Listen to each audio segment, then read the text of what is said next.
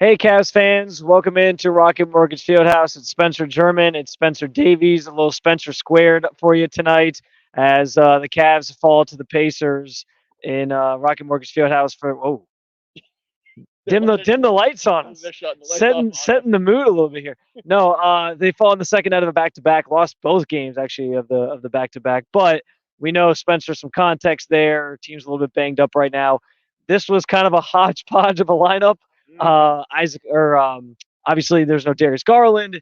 Donovan Mitchell was kind of a questionable game time decision type thing, and then he didn't end up playing, which at this point in the season, it's early. It makes sense not to sort of push guys. And we know Jared Allen's obviously been dealing with the injury as well. So team was sort of short staffed, but they came out, they played the game, and really, I think one of the most surprising things that we even talked about throughout the game was like this wasn't a game that they probably should have been in. Like Indiana's offense is really really good, and they actually held their own and made it an interesting game till the last like 2 minutes or so. Yeah, well, it helps when Karis LeVert comes out and scores 22 in the first quarter to kind Yeah, of set the tone. They got off to a 27-12 run on the Pacers before they started to come back. And honestly, it was Indiana's bench that did most of the damage tonight. Aaron Nesmith, Jalen Smith, just really punishing the Cavs in a really tough way.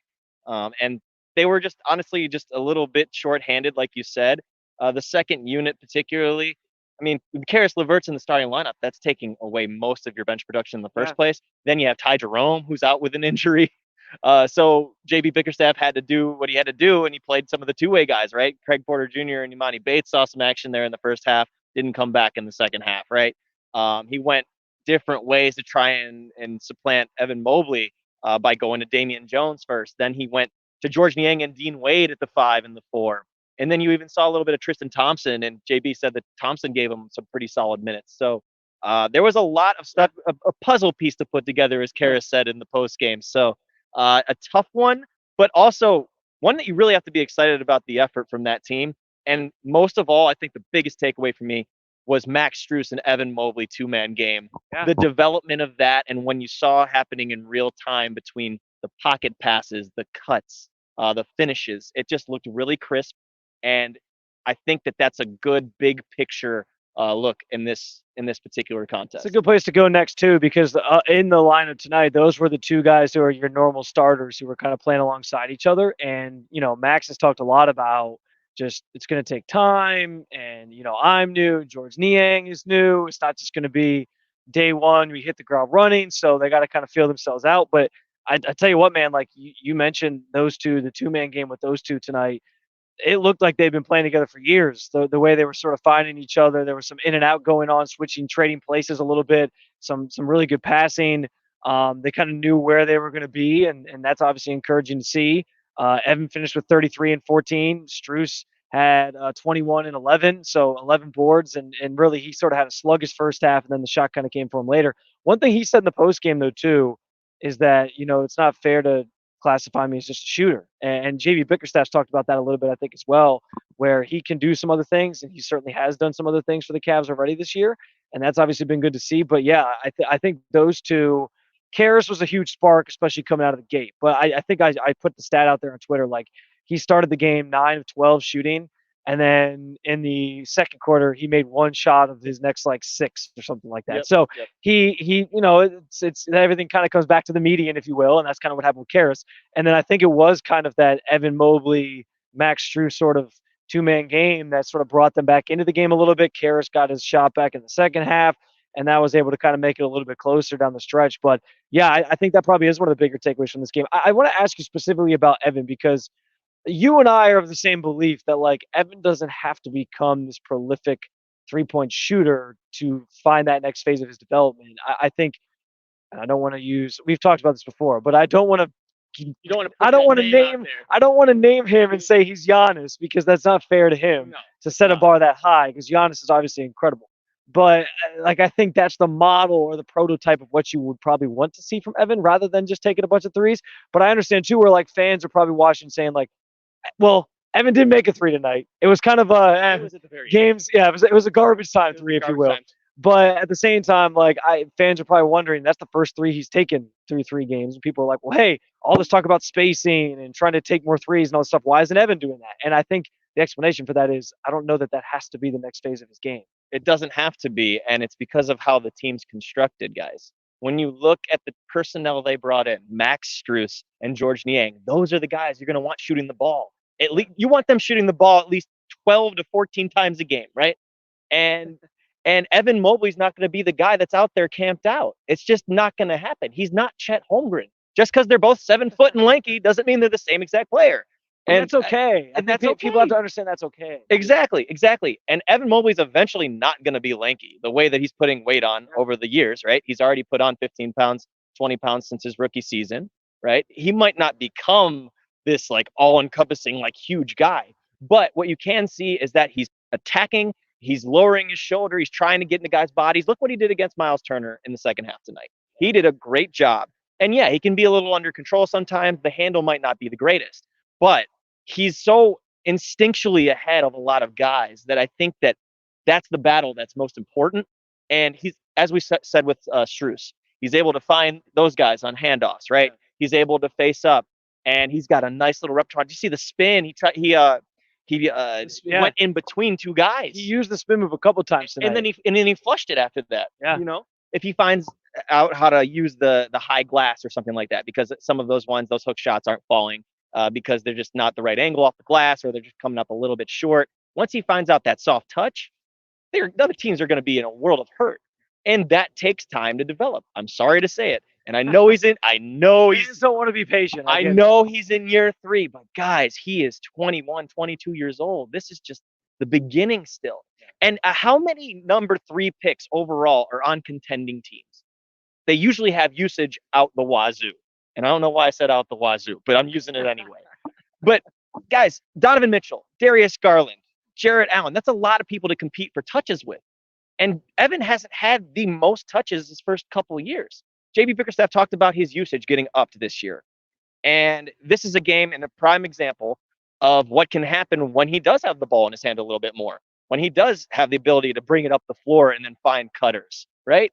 So it's all work in progress. And guys, I'm telling you, be patient with Evan Mobley. He's going to be very, very good.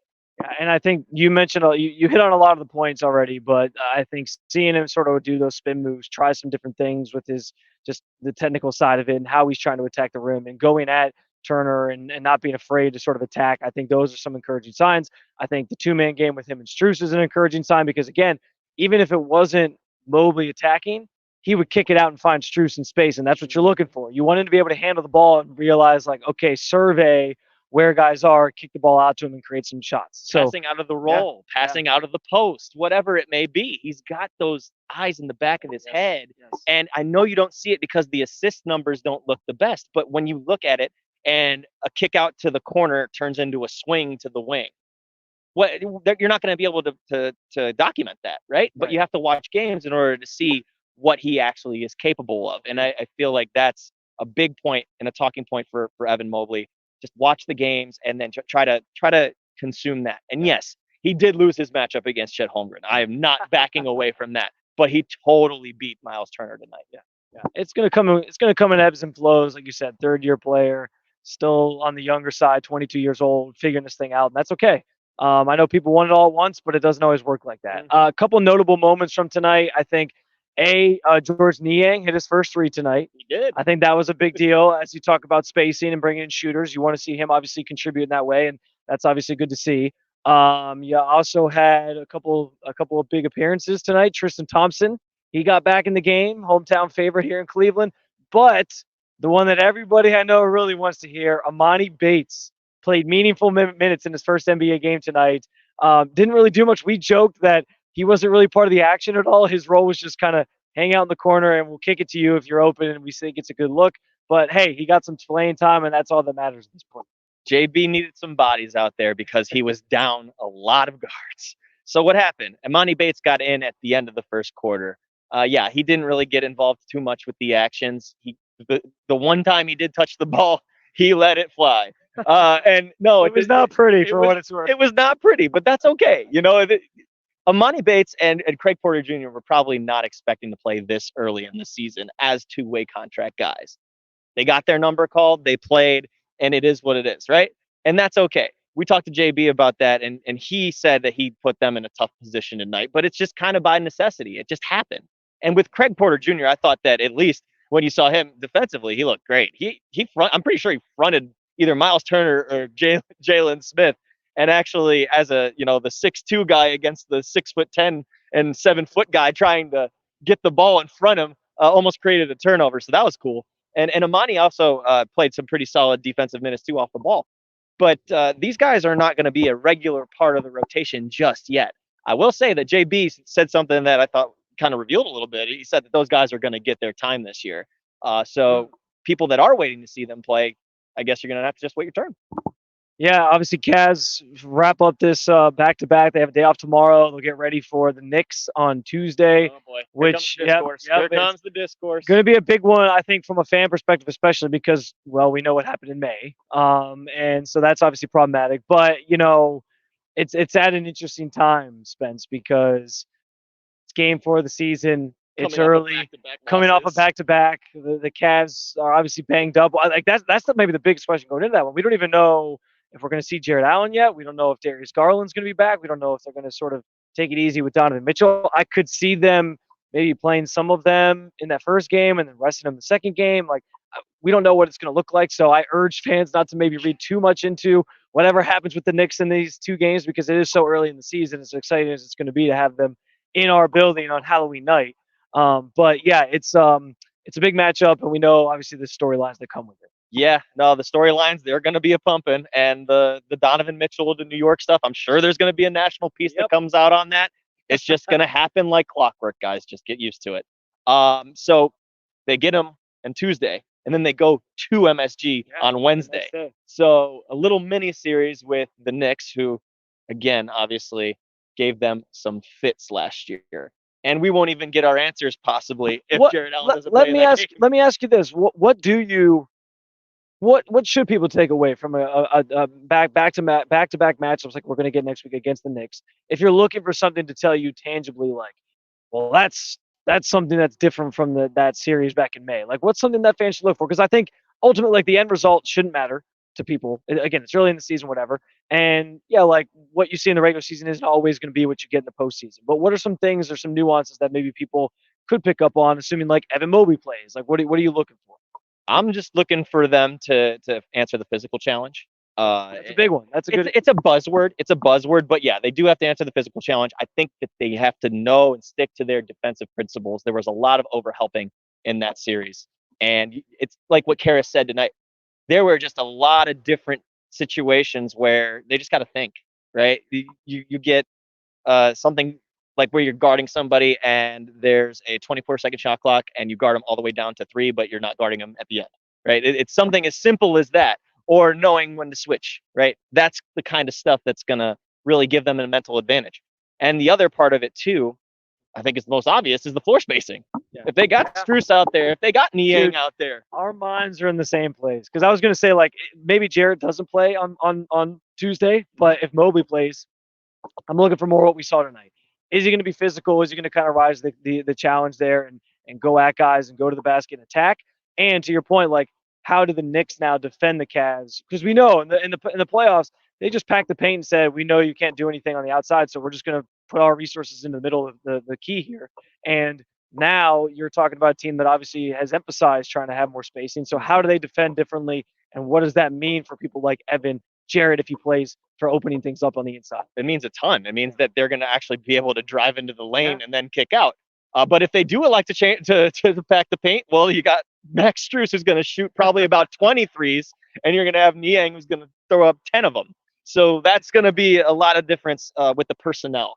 And I feel like that's a big reason why they did this. Maybe the Knicks series was a blessing in disguise, because that was clearly the straw that broke the camel's back, so to speak, right? The organization couldn't just fall back on, well, we're still young and developing. They had to look themselves in the mirror and say, like, okay, we're not good enough on the stage. We have to get better. And then they found ways.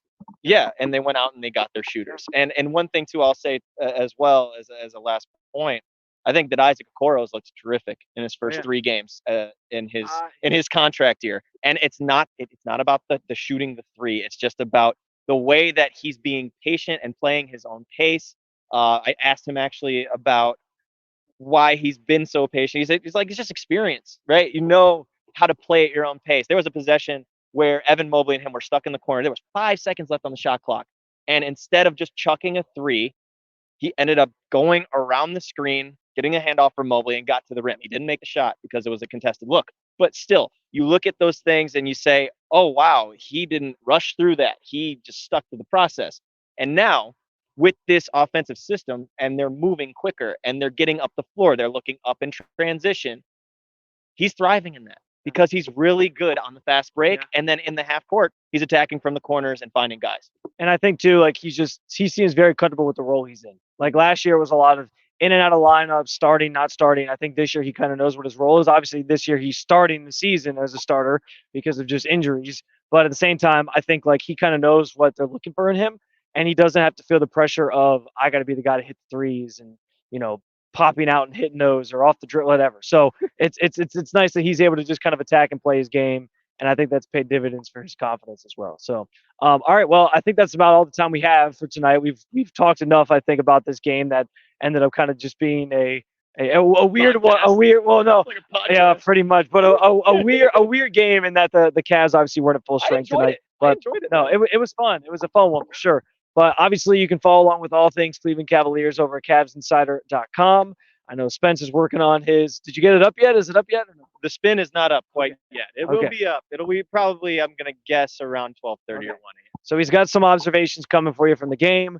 And as always, you can follow along at CavsInsider.com for even more things Cleveland Cavaliers. We'll be back from practice and other stops throughout the next week as we get you ready for that Knicks back-to-back. And the season that's ahead as we turn the calendar into November. Appreciate you guys watching as always. For Spence and myself, we'll talk to you guys again soon. Follow us always at CavsInsider.com. Thanks, guys.